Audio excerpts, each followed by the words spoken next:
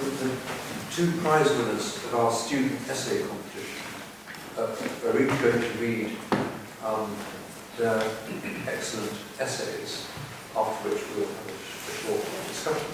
And the first, there's no particular order, the first one is going to be read by Shakil Karim from Harrow School, and he's going to tell us about,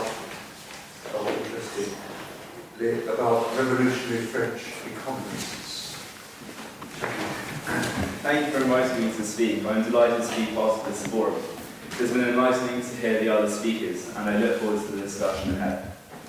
So today I'm going to talk about the revolution in economic thinking that took place in 18th century France.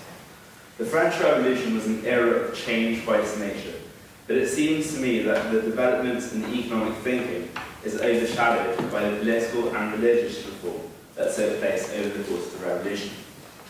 There are 3 points that I would like to get across during this talk. Firstly, the traditional economic system of France was inefficient. Secondly, the age of Enlightenment allowed new economic theories to circulate. And thirdly, the new theories were not fully endorsed by France, but they are still significant to economics as a subject. So since the Middle Ages, French economic policy was derived from its feudal system, the Ancien Regime. Jacques Bossuet advocated the notion of the divine right to rule. So being instated by God, the king had absolute power over his people. While this pleased the royal family and gained the king an undying loyalty from his people, the king was at leisure to follow whichever policy he considered optimal for himself. The system led to inefficiency in foreign policy, taxation, and also to monopoly power. Mercantilism drove foreign policy, and was advocated in France by Jean-Baptiste Colbert, one of Louis XIV's finance ministers. In essence, this concept was that the possession of precious materials defined wealth. There was no way to increase global wealth since gold and silver were finite resources, and one could only gain, seemingly, at the expense of another. The goal, therefore, was to ruin the chances of others rather than trying to flourish oneself. And so European powers undertook a protectionist trading stance and had aggressive foreign policy measures. This had significant impact on France, because by the storming of the Bastille on July the 14th, 1789, Louis XVI had amassed 1,066 million livres debt on the American War of Independence. So the national debt totaled 126 million livres. So, however, the debts could not be repaid off with the inefficient, inequitable tax system. So in France there were 3 social classes set up. The first estate, comprising of the clergy. The second estate was the nobility. And the third estate, which made up 98% of the population, was the bourgeoisie and the peasants. And the burdening type, which was the land tax, fell exclusively on this third estate, promoting wealth inequality because the king wanted to reward the nobles for their sport during war, and also to show solidarity with the Roman Catholic Church, which was powerful, and helped indoctrinate the notion of the divine right to rule. On a microeconomic level, monopoly power encouraged slack in production and exorbitantly high prices. Favoritism led the king to grant monopoly powers to individuals. So barriers to entry were extremely high, and only selected trade deals were endorsed by the government, so that the king could control output and also help his friends, the monopolists. Another fault with the economic system was that trade between regions of France was largely restricted. Due to a centralised government, tolls, dialects and measurements were also varied throughout France, which reduced the incentive for merchants to travel to certain regions.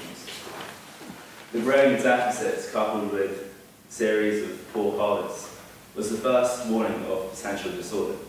The sans-culottes, the urban poor, faced heightened unemployment, and their standard of living was diminishing because the population and grain price rate rose at a faster rate than income.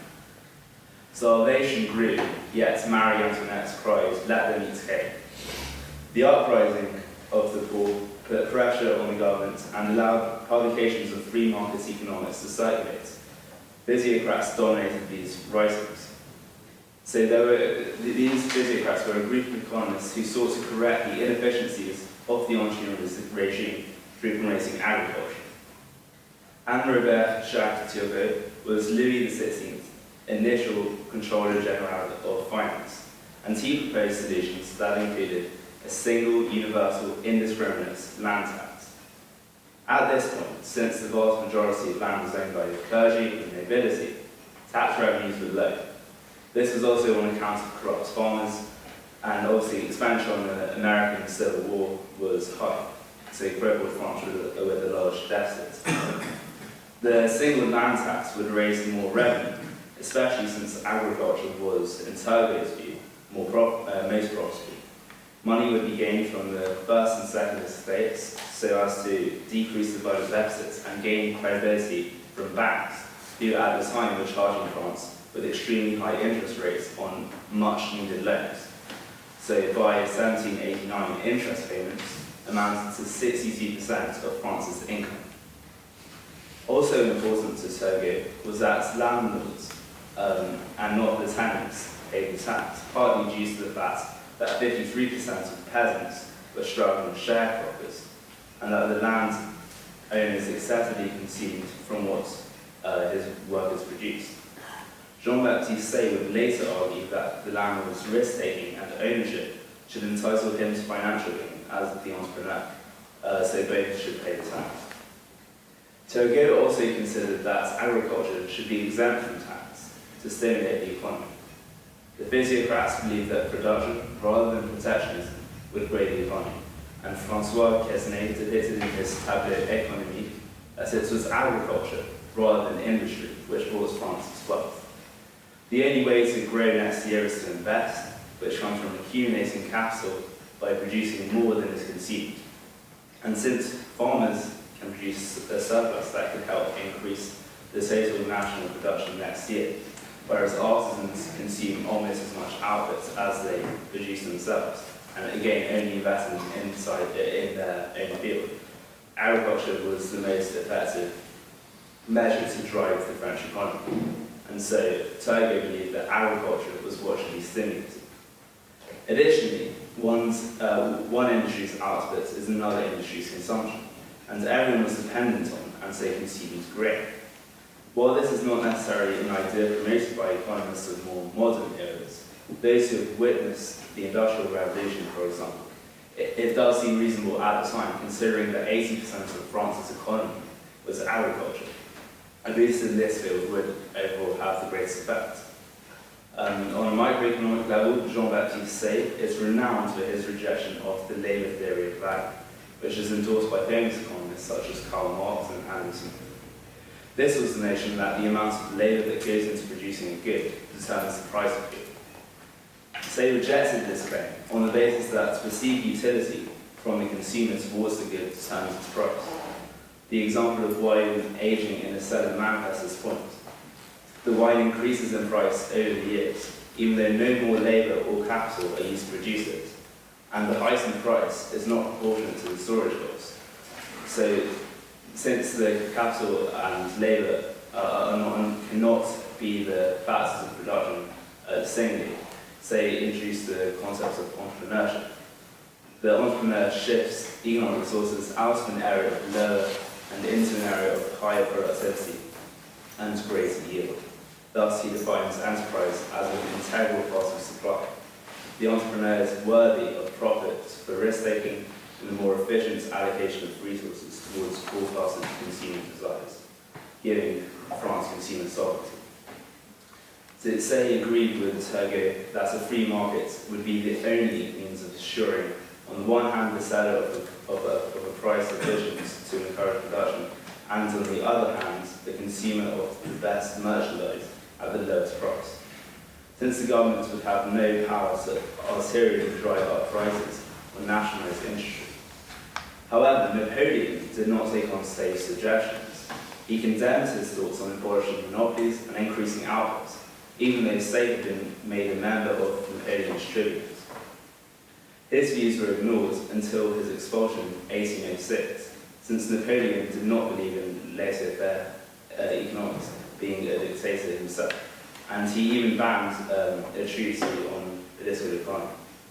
Nor did the other rulers of France receive the ideas of the physiocrats well. In regards to Turgot's land tax, he was dismissed for this sensible suggestion, because if his land tax was enacted, Louis XVI would have lost the support of his nobles and of the church. Still, Turgot had a reason. His successor as Controller General of Finance, Charles de Karim, concurred with this policy, but he was fired too. So Louis XVI proposed a council of his financial advisors, considering that the nobility would never accept paying taxes, and they did not. Historians argue that this decision was the start of his downfall.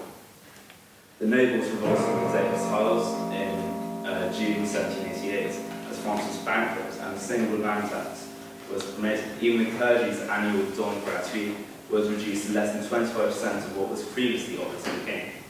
So Turgot and Quesnay's stress on agriculture was ignored by the National Convention, which decided to enforce a price maximum of grain during the notorious Reign of Terror. This was because the Jacobin Club was the most influential in the National Convention, that was at the time legislative body of the Republic of France. And the Jacobin Club was a Parisian political club, with no regard for farmers' livelihoods. They considered industry as more important than agricultural and economic prosperity. That was probably given that the majority of their supporters were based in the cities. However, the National Constituent Assembly, which was the ruling body of the bourgeoisie and was influenced by Enlightenment thinkers, was actually open to the idea of free markets. To be trade, they encouraged free markets economics insofar as introducing free trade in grain in August 1789, removing all internal tariffs in October 1790, and trade guilds were abolished during 1791 to enhance productive efficiency again. The decision was taken, and that proved successful for France at the time. However, the populace as a whole was not entirely satisfied. The sans-culottes, in fear of starvation, wanted price and distribution of grain in particular to be regulated, while some of the bourgeoisie and the nobility were outraged that monopolists were being targeted, since they controlled much of the outputs. The rulers of France did not, in general, take on board all the wisdom that their economists shared. Even during the Revolution, in which liberalism was forcefully advocated, free market economics was not fully endorsed on account of political motives. What is clear, however, is that the physiocrats had valid ideas on how to enhance the French economy, on both micro and macro levels, in response to the inefficient economies of the Ancien regime. At the very least, it must be acknowledged that their theories demonstrated a generation of enlightened, groundbreaking, and logical economic thinking. So without a doubt, 18th century France was an era of economic revolution, yet this period of history is overshadowed by political and religious reforms. And as a subject, economics also overlooks this period by dismissing the importance of agriculture in favour of industry. What I find unjust is that Adam Smith, the Scottish Enlightenment economist, is so revered. Some economists even award the title of the French Adam Smith to the physiocrats. Some economists favour Turgot, others Quesnay, Jean Maynard Keynes favoured Charles de Montesquieu as the real French equivalent of Adam Smith. Yet in my view, Turgot was clearly the most influential and most important free market economist of our time, of his piece. He promoted the notion of self-interest years before Adam Smith raised about the benevolence of the baker and the butcher in 1774. In fact, Turgot even suggested the efficiency of specialization before Smith's pin factory, which is so significant that it is depicted on the back of the £20 note today. So actually, while there is disagreement in awarding the title to the French Adam Smith, there should be no such argument in the first place. Turgot's free market policies predated and were echoed in the works of Adam Smith. So perhaps we should award Smith the title of the Scottish Andrew Bergerac. Well, thank you. As I say, I'm really glad to be here, and I hope it's going to go too badly. The aim of the Enlightenment was to illuminate the human experience, but with regard to the field of poetry, the methods of this illumination were ultimately threatening. It was the rational mode of thought adopted during this period that catalysed the Industrial Revolution and led to, as a direct result, Romantic poets challenging enlightened thought and establishing identities wildly different from their predecessors. The Industrial Revolution, however, was not the only movement that coincided with the Enlightenment. Neoclassicism was also a child of this intellectual revolution, and a testament to the fact that when poetry is interpreted in a purely logical and practical way, the aspects of the art that do not focus on structure, form and the like are wholly ignored, or at the very least rendered somewhat obsolete. Although it is always difficult to place literature into a historical framework, it can be strongly argued that the emphasis on reason, analysis and clarity in Europe catalysed the development of a new movement in art, as the Romantics fought to assert the value of the emotional, instinctive and irrational. Broadly speaking, the change in pre- and post-Enlightenment poetry could be considered subtle to the point of little distinction. To a popular audience at least, the recognisable mellifluousness of Keats and Wordsworth had been explored less obviously in Shakespeare's inclination towards verbose emotional language. Compare Sonnet 18, for example, with Keats's blissful cloud of summer indolence. However, it is through an examination of the legacy of the Age of Enlightenment left in European poetry that the shift in our poets' approach becomes evident. Arguably, one of the defining features of Romantic poetry comes not in the form of language or themes, but in the poet's intention in writing. This was a generation of poets with manifestos and defences of their chosen discipline, and it could even be suggested that those who class themselves as Romantic poets made the art that they made not for that art's sake, but as a means of challenging the values of an intellectual revolution that was spreading not only through their own country of Britain, but the continent. Even at the time, the exact nature and indeed name of this intellectual revolution was much debated. However, Jewish philosopher Moses Mendelssohn's explanation, while succinct, embodies the fundamental principle that so offended the Romantics. Mendelssohn proposed that the Enlightenment was a process through which men were educated in the use of reason. Despite the Romantic rejection of this key notion, the individualistic focus of many Romantic poets was directly influenced by enlightened thought. When Descartes asserted the indubitable existence of the self in 1637 with Je pense donc je suis, later Cogito ergo sum, the philosophers spearheaded the Age of Enlightenment as European thinkers rejected a civilization that had been built on a collective rather than individual core of faith, tradition and authority. Despite this, neoclassicist poetry favoured impersonality, with Dryden's Annus Mirabilis a testament to this. And so the Romantics may have been challenging this impersonality rather than continuing the individualistic strain of the thought of the Enlightenment. Regardless, whilst the core principles of the Enlightenment were openly rejected by the Romantics, the spirit of individualistic rebellion is inextricably interwoven into their verse. Shelley, in defence of poetry, explicitly tasked himself with rebellion, as the very title of his essay implies. The poetry was an art form consistently mocked or dismissed to the extent that a defence was warranted. The essay was written in response to an article, the author of which Shelley addressed in a fit of pique. Your anathemas against poetry itself excited me to a sacred rage. I had the greatest possible desire to break a lance with you in honour of my mistress Urania. Shelley, like many of the Romantics, had a point to prove, and it was this that distinguished him from many of his predecessors. Even though the neoclassicists had an ideology, they didn't approach its realisation with even half as comparable passion as the Romantics. The generation of poets that counted Shelley among them accused the neoclassicists of, as historian Keith Thomas puts it, shallow rationalism, naive optimism, unrealistic universalism and moral darkness. The descent into this new form of thinking was viewed as a process of decay by post-Enlightenment poets, who arguably had a clearer purpose than the majority of their literary ancestors, because they had explicitly tasked themselves with rebelling against this decay. Romantic ideology offered an alternative to Habermas's incomplete project of modernity that was European culture in the 19th century. Post-Enlightenment poetry challenged and changed not only the poetry of Europe, but also the culture, as it questioned the merit of urbanisation and industrialisation through its appeal to nature. Many of the features of poetry that gained prevalence during the Romantic era remain heavily influential on European poetry today. The Romantic emphasis on imagination over intellect is inseparable from a popular understanding of poetry at present, whilst the Romantic subjectivity paved the way for the modernist stream of consciousness style found in the light of the Wasteland and Rilke's Torino elegies. The shift towards a Chaucerian common man saw a rejection of the poetic diction of the 18th century as artificial and unnatural.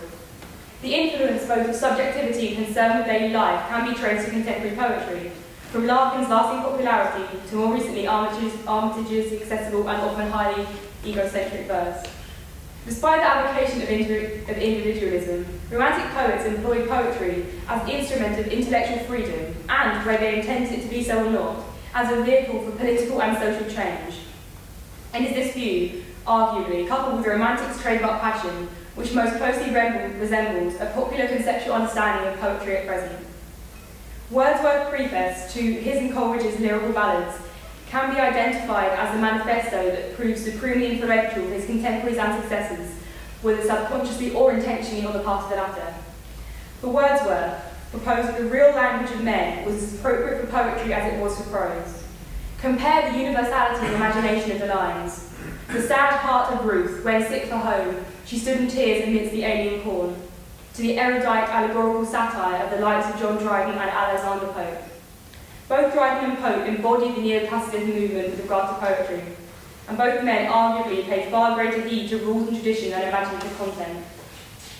Despite the fact that Enlightenment poetry was written in a public sphere, most notably in France, poems were largely intended for a select audience who would appreciate the intellect rather than instinct behind them. Alexander Pope, in fact, mocked the literary critics and the unintelligent reading public he took them to represent, with a poem called the Dunciad. Wordsworth's encouragement of accessibility in verse directly contradicted Pope's views as implied in his poem, clearly showing the challenge the Romantics posed to the intellectual and cultural norms at the turn of the 18th century.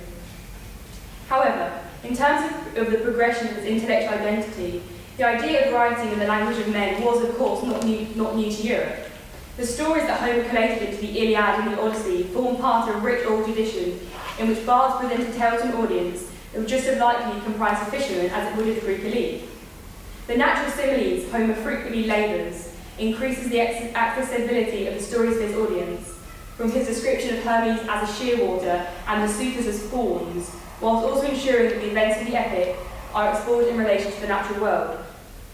Although in a vastly different context and, of course, time period, the Romantics adopted many features that Homer employed. The link between the Odyssey and, say, Ode to Autumn may seem abstruse, but when interpreted with relation to the shift in attitudes that the Enlightenment brought about, the circularity of artistic evolution is evident. Wordsworth, in ideology at least, returned to the language of men and placed poetry back into a popular sphere. Because Enlightenment thinkers concern themselves with epistemology, as a result, poetry at this time is often structured as an argument, as in the case of Dryden's verse. The poems that took the shape of arguments often concerned themselves with public issues, using the poetry of later antiquity as an idealised model, adopting the mock epic style and aesthetic of classical authors. The continual influence of classical poetry is therefore evident, both on neoclassicists and romantics. The poets of the Enlightenment look to the likes of Horace's Odes, written around the 23rd century BC, whilst the latter generation of poets, the Romantics, looked as far back as the 8th century BC, concerning themselves with nature and universality, which are key aspects of Homeric literature. Despite the explicit challenge that Romantics posed to the neoclassicist poetry of the Enlightenment era, there is a certain level of synthesis, or continuity, to borrow a word from the forum title, between Enlightenment and Romantic poetry. It was the opposing ideals of Enlightenment and Romantic thought that academics in Germany in the 18th and early 19th centuries sought to reconcile. Weimar classicism sought to integrate the ideas of Romanticism, classicism, and the Enlightenment, and in terms of shaping European identity, this movement legitimised the promotion of German language and culture, as well as helping shape the development of German nationalism. The case study of Weimar classicism demonstrates the combination of challenge, continuity, and change found in art and academia during the post-Enlightenment. Even if, at first glance, the Romantic posed a direct challenge to earlier poetry, which of course they did, there are identifiable similarities between the two opposing styles, as Weimar classicism proved. By extension, then, a certain poetic continuity can be said to run through the poetry of Europe, both pre- and post-Enlightenment, despite prevailing differences. The influence that poetry exerted over European culture and identity is enormous and undisputed. After all, it was Shelley who proposed in defence of poetry his famous claim that poets are the unacknowledged legislators of the world, the art they make irrecoverably tied to the civilization from which they themselves emerged. For Shelley, poets are the institutors of law and the founders of civil society. And the very fact that Shelley felt the need to defend his art and make it impossible to separate not only from the collective consciousness, but from a far more immediate social order, does well to illustrate the subtle shift in the poetic discipline that took place post-Enlightenment. This shift, broadly speaking, can be interpreted with regard to intention. Literary movements such as the neoclassicists were most in defence of a particular style or poetic ideal, but for the early Romantics, their worldview began with the defence of poetry itself. The characteristic features of Romantic poetry, for example, the implicit advocation of individualism coupled with an intense passion for nature, emerged as a medium through which to express the value of the instinctive and irrational.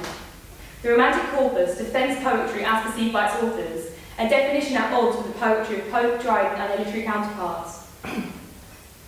The Romantics signified a huge upheaval in the artistic imagination, and their passion has continued to inspire and influence right up to the present day. Nothing could be further removed from cold, clinical rationality, as the Romantic poets espoused the value of an intensely personal human experience. As industrial and scientific change progressed through Europe, the ideal image of man emerged. Man is a purely rational creature. It was to this ideal image that the Romantics posed significant threat, because, above all, their poetry asserted what it was to be human. Thank you.